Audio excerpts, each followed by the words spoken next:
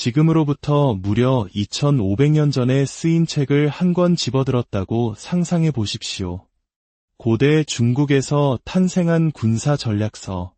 그런데 놀랍게도 그 책의 원칙들이 오늘날, 그것도 가장 치열한 자본주의의 심장부인 월스트리트를 배경으로 한 올리버 스톤 감독의 영화에서 인용되고 있다면 어떨까요?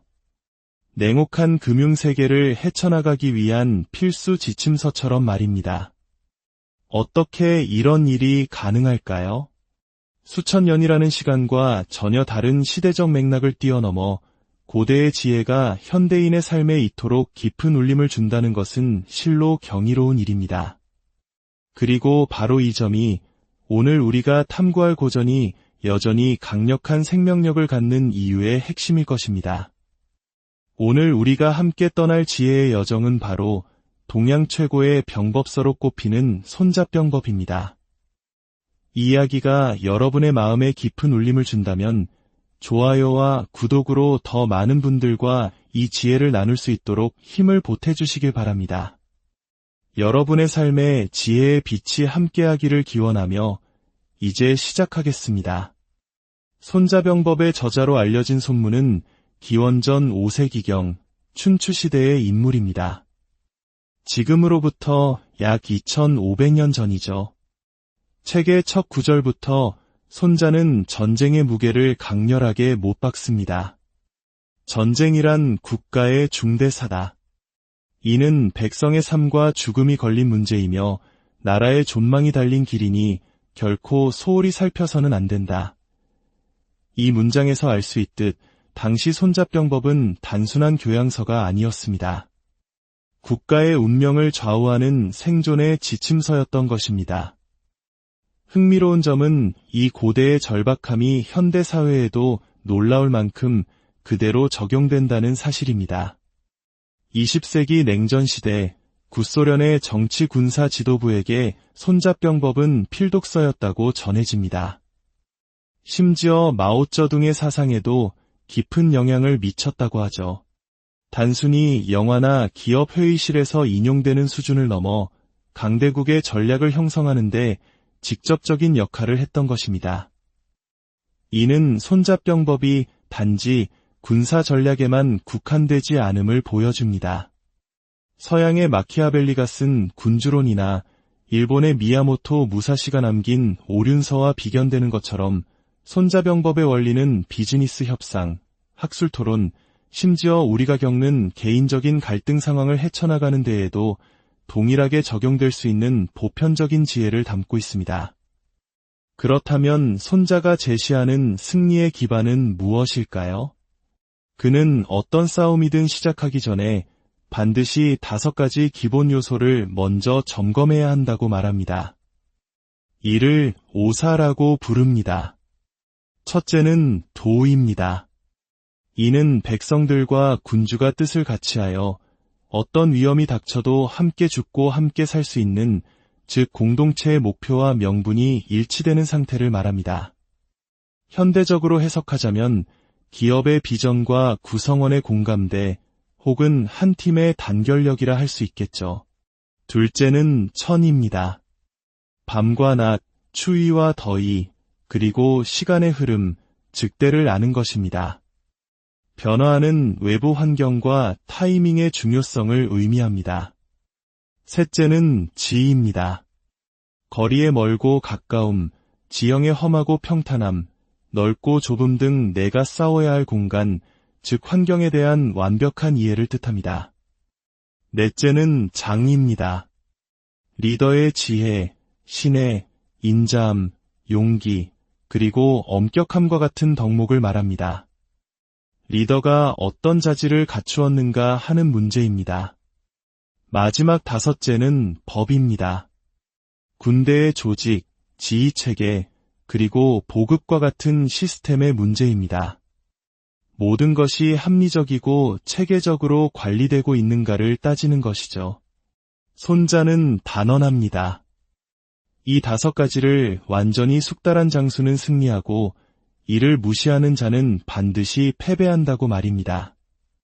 이는 단순히 군사력의 우위가 아니라 상황의 모든 차원을 종합적으로 이해하는 통찰력이야말로 승리의 핵심임을 강조하는 것입니다. 그리고 이 기반 위에서 손잡병법 전체를 관통하는 가장 유명한 개념이 등장합니다. 바로 모든 전쟁은 속임수에 기반한다는 궤도의 원칙입니다. 이는 단순한 전술이 아니라 갈등의 본질을 꿰뚫는 근본적인 진리입니다. 손자는 구체적인 예를 듭니다. 능력이 있으면서 없는 척하고 실제로 사용하면서 사용하지 않는 것처럼 보여라. 가까운 곳을 공격할 때는 먼 곳을 노리는 듯하고 먼 곳을 공격할 때는 가까운 곳을 노리는 듯하라. 미끼를 던져 적을 유인하고 혼란스러운 척하여 적의 허점을 찔러라. 적이 대비하지 않은 곳을 공격하고 예상치 못한 순간에 나타나라. 이 모든 것은 적의 현실 인식을 교란시켜 내가 원하는 방향으로 전장을 이끌어가는 기술입니다.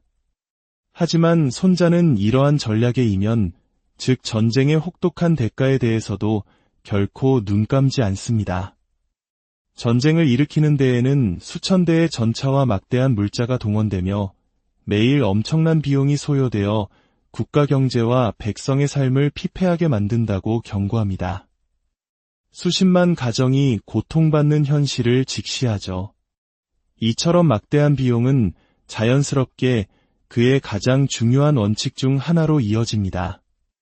전쟁이 길어지면 국가의 이익이 되는 경우는 없다. 따라서 승리의 핵심은 속도, 즉 신속한 승리입니다. 현명한 장수는 아군의 보급에만 의존하지 않고 적의 물자를 빼앗아 활용하며 포로로 잡은 적병조차 아군으로 편입시켜 손실을 최소화하고 효율을 극대화합니다. 목표는 파괴적인 장기전이 아니라 빠르고 효율적인 승리 그 자체입니다. 결국 국가의 운명은 리더의 어깨에 달려 있으며 그의 능력에 따라 평화가 올 수도 파멸이 닥칠 수도 있는 것입니다. 이것이 바로 손자가 말하는 최상의 승리, 즉 싸우지 않고 이기는 것이 최고의 경지인지를 설명해 줍니다.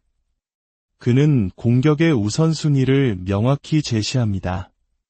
가장 최상의 전략은 적의 계획, 즉 의도를 꺾는 것입니다.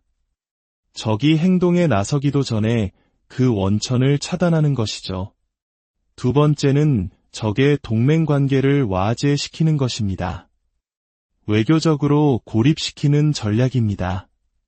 세 번째가 되어서야 비로소 적의 군대와 직접 싸우는 것이며 최악의 선택은 견고하게 방어된 성을 공격하는 것이라고 말합니다. 이는 아군의 막대한 희생만을 낳을 뿐이기 때문입니다. 이처럼 직접적인 충돌을 피하려는 이상은 아마도 손잡병법에서 가장 널리 인용되는 구절로 기결됩니다. 바로 우리에게도 너무나 익숙한 적을 알고 나를 알면 100번 싸워도 위태롭지 않다. 이는 단순히 정보의 중요성을 넘어선 삶의 균형에 대한 통찰입니다. 만약 나 자신은 알지만 적을 모른다면 승패의 확률은 반반일 것입니다. 그러나 나 자신도 모르고 적도 모른다면 싸울 때마다 반드시 패배할 것이라고 경고합니다. 이 원칙은 면접이나 비즈니스 협상 등 현대사회의 거의 모든 경쟁 상황에 놀라울 정도로 적합하게 느껴집니다. 특히 우리 역사상 가장 위대한 영웅으로 추앙받는 이순신 장군이야말로 지피지기의 원칙을 완벽하게 실현한 인물입니다.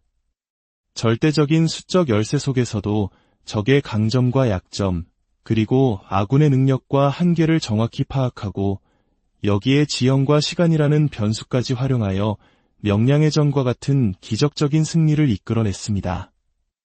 손자의 지혜가 우리 역사 속에서 어떻게 꽃피웠는지를 보여주는 가장 빛나는 증거라 할 수 있습니다.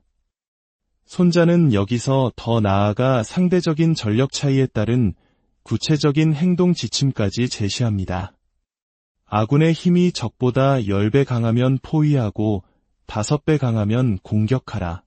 2배 강하면 병력을 나누어 상대하고 대등하면 신중하게 싸워라. 만약 아군이 약세라면 전투를 피하고 절대적으로 열세라면 아예 그 자리를 벗어나라고 조언합니다. 이는 현실에 대한 냉철하고 객관적인 판단을 요구하는 것입니다. 또한 손자는 유능한 군대를 가지고 있더라도 리더 혹은 그 위의 통치자가 모든 것을 망칠 수 있다고 경고합니다. 특히 군사원칙을 이해하지 못하는 통치자가 저지를 수 있는 3가지 재앙을 지적합니다. 첫째, 현장의 상황을 모르면서 전략에 간섭하여 군대를 속박하는 것.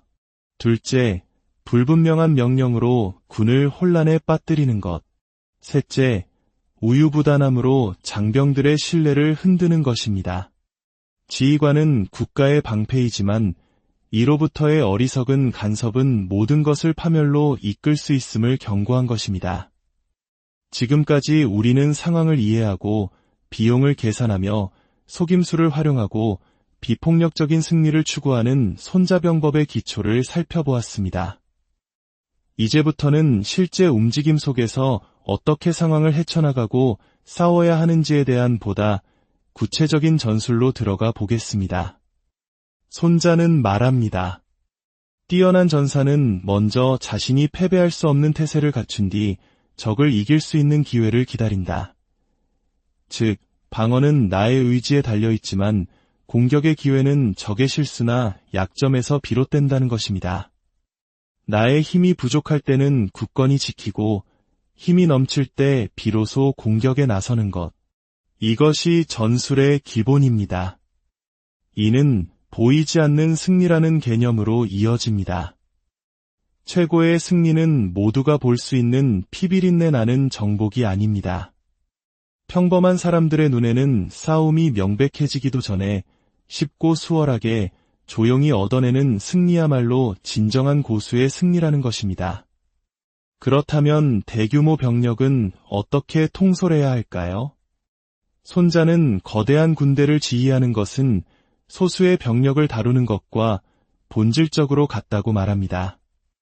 핵심은 체계적인 조직, 명확한 신호체계, 그리고 전공법과 변칙적인 방법을 자유자재로 구사하는 데 있습니다. 그는 이 2가지 방법이 마치 오색과 오음처럼 끝없이 조합되어 무한한 변화를 만들어낸다고 설명합니다.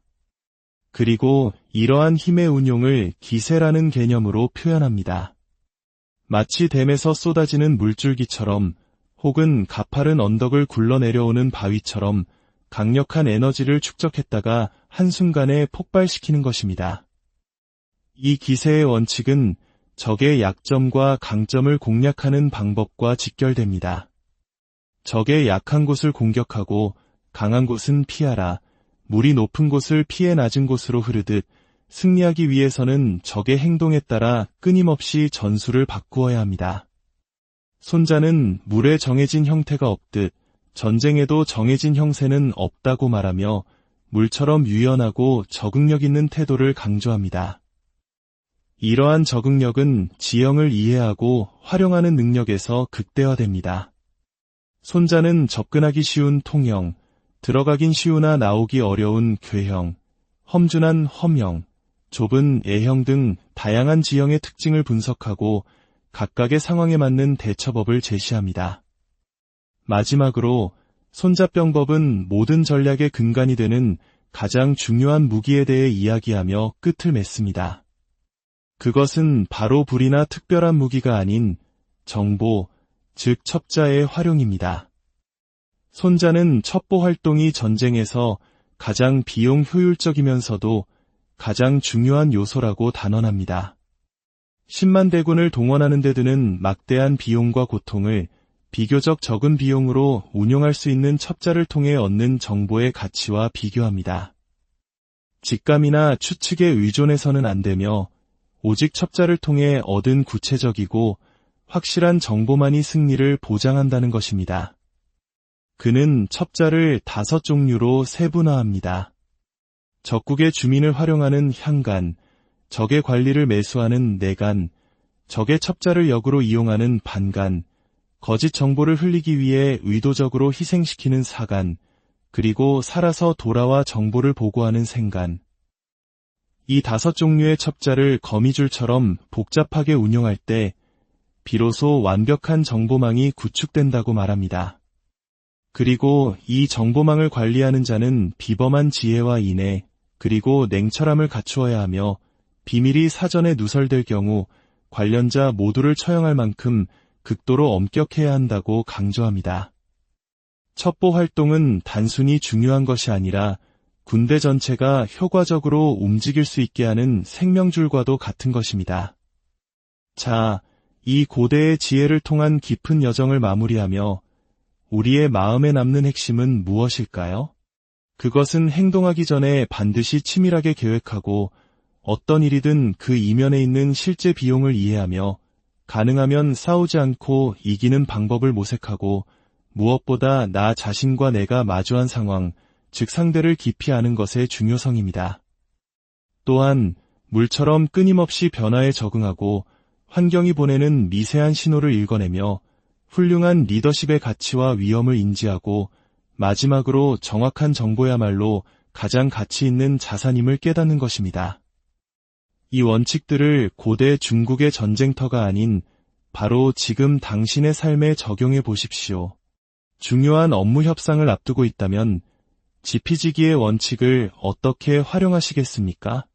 복잡한 프로젝트를 관리할 때 그 지형의 특징을 어떻게 분석하고 어려운 지점과 수월한 지점을 파악하시겠습니까? 중요한 결정을 내리기 전에 문자 그대로의 첩자가 아닌 철저한 조사와 정보 수집을 통해 첩보 활동을 하고 계십니까? 고대의 지혜가 현대의 수많은 도전 과제 속에서 놀랍도록 큰 울림을 주는 것을 발견하게 될 것입니다. 직장 내의 복잡한 인간관계부터 중요한 발표 준비에 이르기까지 경쟁과 전략, 한정된 자원이라는 역학관계는 예나 지금이나 너무나도 익숙하게 느껴집니다. 손자병법의 마지막 장에서 우리에게 가장 깊은 생각할 거리를 던져주는 구절로 오늘의 이야기를 마치려 합니다. 평화로울 때 전쟁을 준비하고 전쟁 중에는 평화를 준비하라. 이중적인 지혜는 당신의 삶에 당신이 마주한 도전에 어떤 의미를 갖습니까? 당신의 평화 속에서 준비하고 있는 전쟁은 무엇이며 당신의 치열한 싸움 속에서 궁극적으로 목표하는 평화는 어떤 모습입니까? 당신만의 전략적 지형도를 그려나가며 이 질문에 대한 답을